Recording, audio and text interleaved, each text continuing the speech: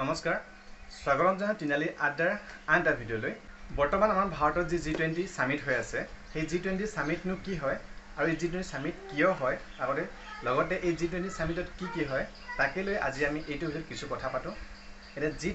G20 মানে হৈছে কি গ্ৰুপ অফ 20 মানে 20খন দেশৰ বা দেশীয় সমষ্টি এটা গোট হয় য'ত নেকি 19খন দেশ আছে 19খন স্বাধীন ৰাষ্ট্ৰ বা দেশ আছে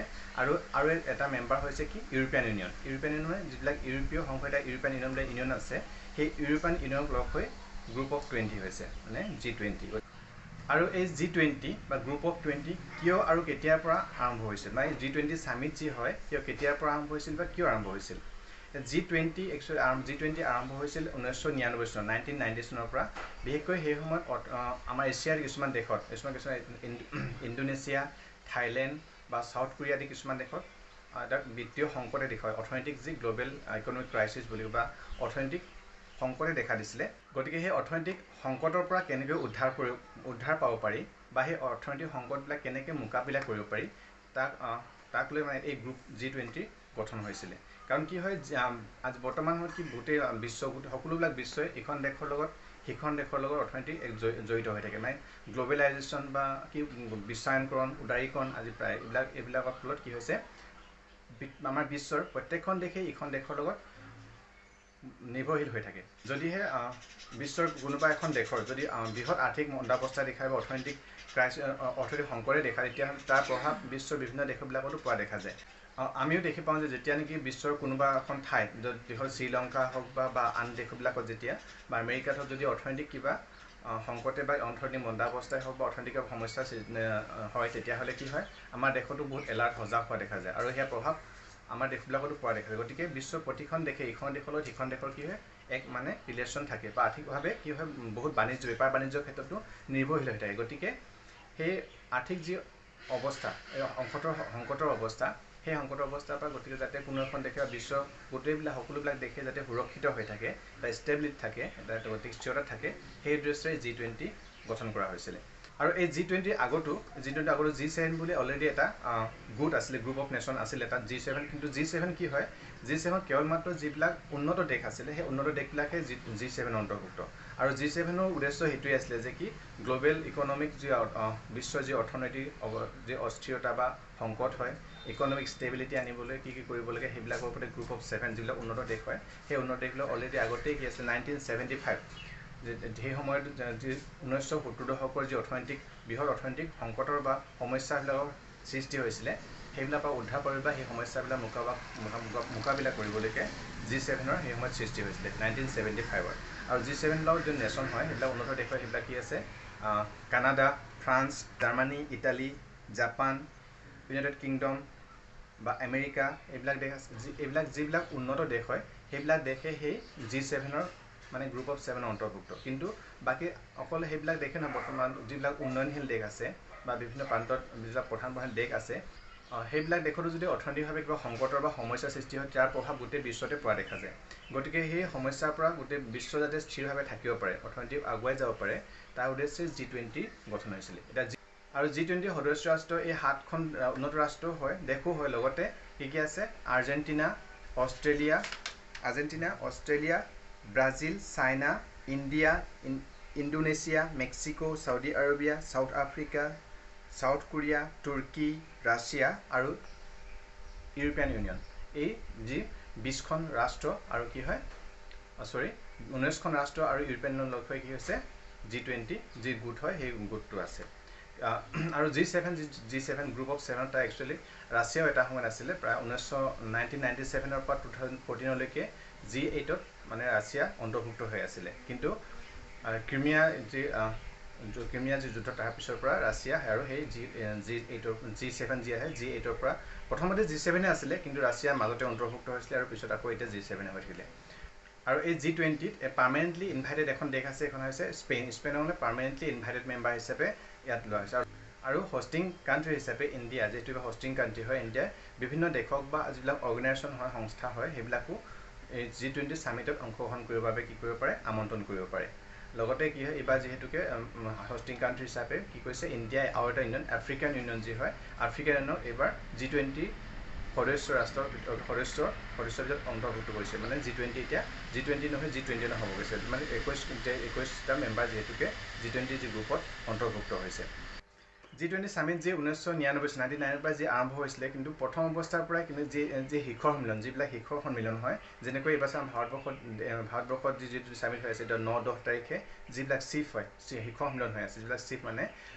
দেশবিলাকৰ প্ৰধানমন্ত্ৰী ৰাষ্ট্ৰপতিবিলাকে বা বিভিন্ন চিফ সংস্থাবিলাকৰ চিফবিলাকে আহি যেনে অংশগ্ৰহণ কৰিছে কিন্তু প্ৰথম অৱস্থাত যেটো কি হয় 1999 পৰা 2008 চনলৈকে কিন্তু সেই সময়ত দেশৰ এনেকৈ ৰাষ্ট্ৰপতি প্ৰধানমন্ত্ৰীবিলাকে এনেকৈ শিখৰ সন্মিলন প্ৰধান আছিলে প্ৰথম অৱস্থাত কেৱল সেই কি হৈছিলে সেই দেশবিলাকৰ যিবিলাক বিত্তমন্ত্ৰী ফাইনেন্স মিনিষ্টাৰ আৰু কি হয় চেন্ট্ৰেল বেংকবিলাক কেন্দ্ৰীয় বেংকবিলাকৰ যিবিলাক গভৰ্ণৰ হয় তেওঁলোকবিলাকহে এনেকৈ মিটিং পাতিছিলে কিন্তু এতিয়া 2008 চনত যি অৰ্থনৈতিক মন্দাৱস্থা হৈছিলে গোটেই বিশ্বত সেই অৰ্থনৈতিক মন্দাৱস্থা গ্ৰেট ডিপ্ৰেশ্যন যিটো কোৱা হয় সেই গ্ৰেট প্ৰভাৱ গোটেই বিশ্বতে পৰিছিলে গতিকে সেই যিটো সামিট হয় এইবিলাকে দেখিলে যে গোটেই বিশ্বৰ সেইবিলাকে দেশৰ যিবিলাক প্ৰধান সেইবিলাকৈ ইয়াত আগবাঢ়ি যাতে এনেকুৱা যিবিলাক অৰ্থনৈতিক সংকট দেখা দিয়ে ভৱিষ্যতলৈ বা এইবিলাক সংকটৰ পৰা এটা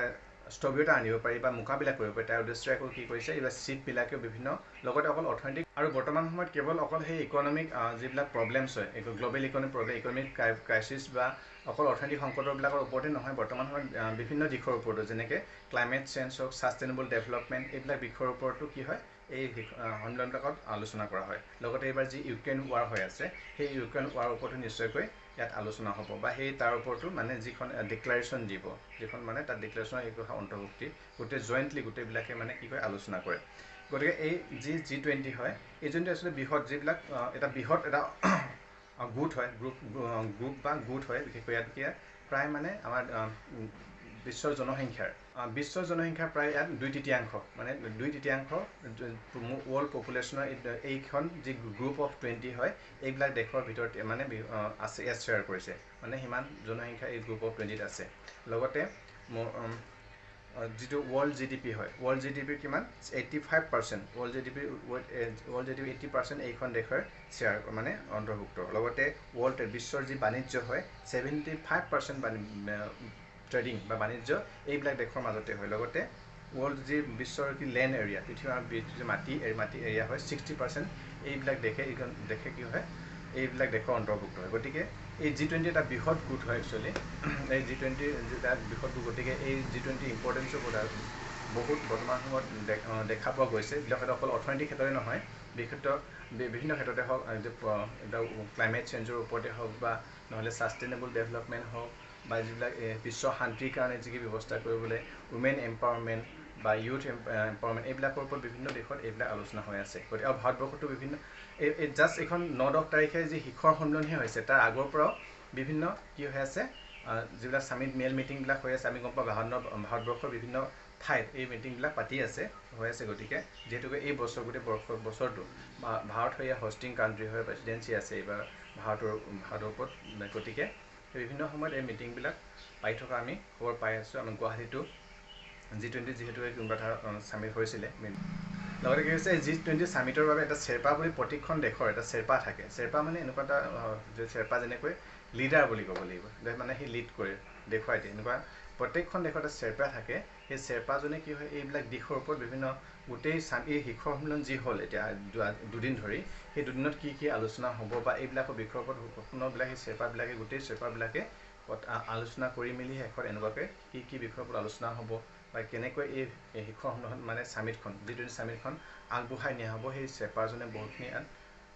এই শ্বেৰপাবিলাকে আগতীয়াকৈ মানে আলোচনা কৰি মেলি এই ডিচিশ্যনবিলাক লয় আৰু আমাৰ ভাৰতৰ এই মানে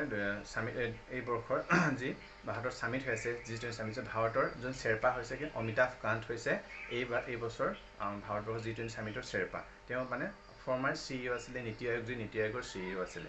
এইবাৰ আমাৰ ভাৰতত G20 সামিট হৈ আছে এয়া হৈছে 18th মানে 18 সংখ্যক যি শিখৰ সন্মিলন G20 শিখৰ সন্মিলন হয় 18 সংখ্যক ইয়াৰ আগতে আনবিলাক যিবিলাক ৰাষ্ট্ৰ আছিলে প্ৰায় মানে এইখন প্ৰতি বছৰে বেলেগ এখন ৰাষ্ট্ৰই এই G20 সামিট মানে কি কয় হোষ্টিং কৰি আহিছে প্ৰথম অৱস্থাত আমেৰিকাৰ পৰা আৰম্ভ কৰি এটা আমেৰিকা প্ৰথমতে 2008 চন কৰিলে যেটো শিক্ষা সন্মিলন আছিলে তাৰ পিছতে আনবিলাক দেশ আমেৰিকা দুবাৰ কৰিছে তাত বাকিবিলাক দেশে প্ৰত্যেকবাৰে এনেকৈ প্ৰত্যেক বছৰে এখনৰ পিছত দেশ এখনৰ পিছত এনেকৈ দেশবিলাকে কি কৰি আছে হোষ্টিং কৰি আছে অহা এই বছৰ ইণ্ডিয়া কৰিছে অহা বছৰ কোন ব্ৰাজিল কৰিব আৰু তাৰ নেক্সট বছৰ কোন সাউথ আফ্ৰিকা তাৰ পিছতে গোটেইবিলাক দেশৰ গোটেই এবাৰ হৈ যাব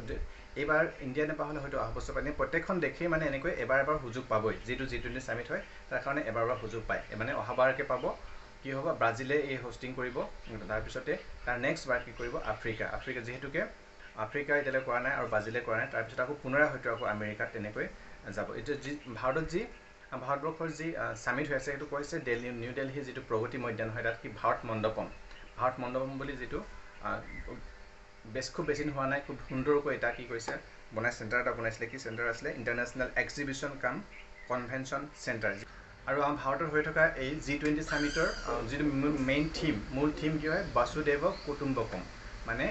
গোটেই বিশ্বই এটা পৰিয়াল কৈছে ওৱান আৰ্থ ওৱান ফেমিলি ওৱান ফিউচাৰ আৰু নতুনকৈ হৈ থকা এই সামিটৰ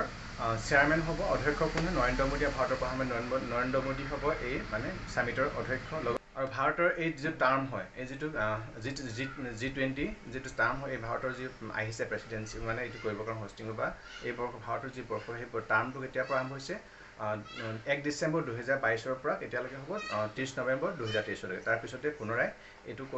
নেক্সট কোনখন দেশে হোষ্টিং কৰিব এটো ব্ৰাজিলে আৰু নতুন দিল্লী যি G20 সামিট হয় এই G20 সামিটত ইউক্ৰেইন ৱাৰ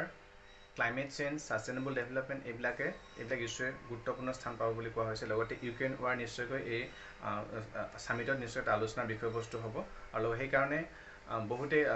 ৰাষ্ট্ৰীয় ৰাষ্ট্ৰপতি যেহেতুকে এই ভাৰতৰ G20 সামিট হয় তাত উপস্থিত থাকিব নোৱাৰে বুলি গম পোৱা গৈছে গতিকে তেখেতৰ এগেইনষ্টত ৰাষ্ট্ৰীয় ৰাষ্ট্ৰপতি এগেইনষ্টত একচুয়ালি ইন্টাৰনেশ্যনেল ক্ৰিমিনেল কোৰ্টত এটা মানে ৰেষ্টুৰেণ্ট আছে বুলি কৈছে লগতে বিভিন্ন এইবিলাক কাৰণতে ৰাষ্ট্ৰীয় ৰাষ্ট্ৰপতি হয়তো উপস্থিত নাথাকিব লগতে হেগতে গম পাইছে চাইনিজ যি প্ৰেসিডেন্ট হয় জি জিনপিং তেখেতো এই সামিটত ভাৰতবৰ্ষৰ যি সামিট হয় তাত উপস্থিত থাকিব নোৱাৰিব বা উপস্থিত নাথাকে কাৰণ তেখেতৰ কাৰণ হিচাপে জি জিনপিং মানে উপস্থিত নথকাৰ কাৰণ হিচাপে তেখেতৰ আভ্যন্তৰীণ যি পলিটিক্যাল সিচুৱেশ্যন আছে বৰ্তমান চাইনাত হে খুব ভাল নহয় গতিকে হে আভ্যন্তৰীণ যি ৰাজনৈতিক অকমান খেলিমেলিৰ বাবে হয়তো জি জিনপিং এই ভাৰতৰ যি সামিট হয় G20 সামিট তাত উপস্থিত থাকিব নোৱাৰিব গতিকে আজি আমি G20 সামিটৰ ওপৰত কিছু কথা পাতিবলৈ চেষ্টা কৰিলো গতিকে যদি ভিডিওটো কিবা ইনফৰমেটিভ হৈছে বুলি ভাবিছে তেনেহলে লাইক কৰিব ফ্ৰেণ্ডত শ্বেয়াৰ কৰিব ধন্যবাদ